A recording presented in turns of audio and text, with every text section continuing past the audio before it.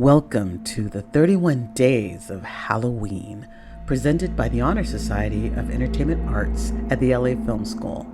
I'm your host, Angel, and this is The Legacy of Fear, a journey through the evolution of horror and films that shaped our darkest imaginations. So dim the lights, settle in, and let the terror begin.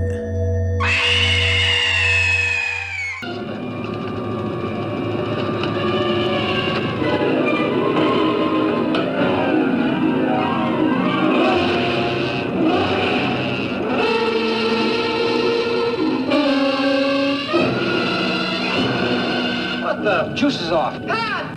Carrington turned off the generator!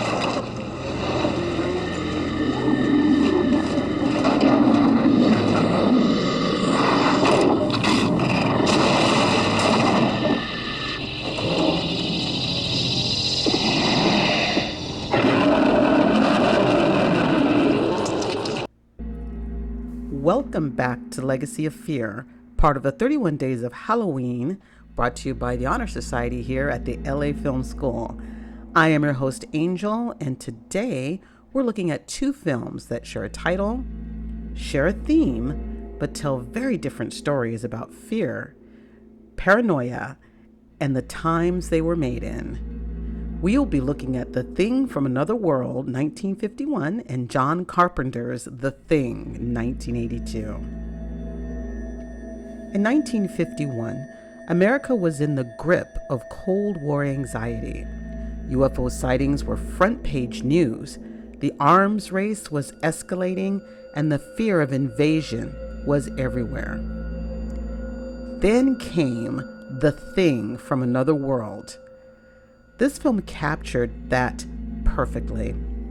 Its monster, mysteriously played by none other than James Arness, who would later become famous on Gunsmoke, wasn't just an alien.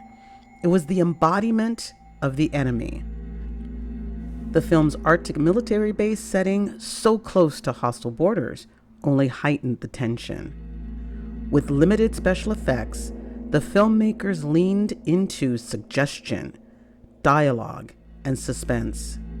The message was clear. The threat is out there, waiting to strike. And in classic 1950s fashions, it ends with a warning that's as much about geopolitics as it is about monsters. Keep watching the skies. 3 decades later, John Carpenter returned to John W. Campbell's original novella, Who Goes There? And he took it somewhere darker, more gore, more personal. This wasn't a film about the enemy out there anymore. It was about mistrust within.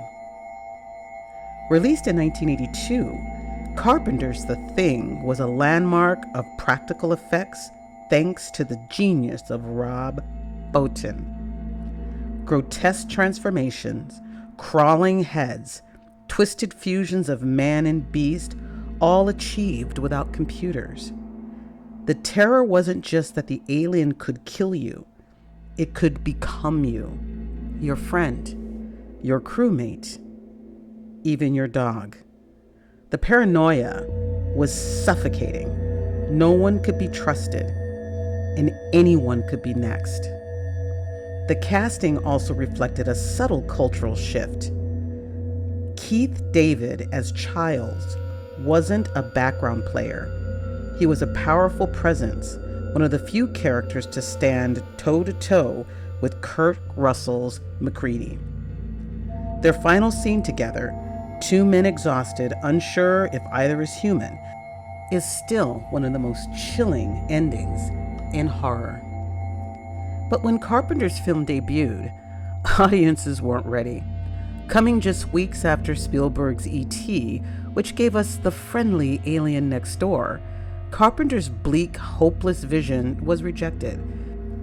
Critics called it too gory, too mean-spirited. It flopped. And yet, time changed everything. The film found its audience on home video and became a cult phenomenon.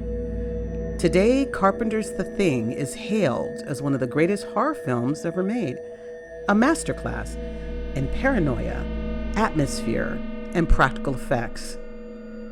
Together, these two films tell us something powerful. Horror always reflects its time. In 1951, The Thing warned us about enemies at the gate. In 1982, The Thing reminded us that sometimes the real danger is sitting right beside us, or worse, within us. Two completely different films telling us the same story from two different lenses in time. An interesting study in filmmaking. So as you put your menu together for your horror film marathon for Halloween, I hope you choose one of the things to watch, if not both.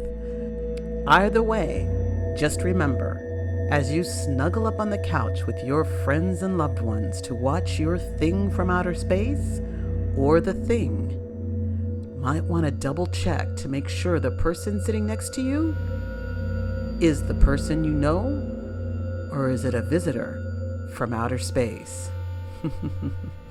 Thank you for dropping by. I hope you have a wonderful day, and I will see you tomorrow. Bye-bye.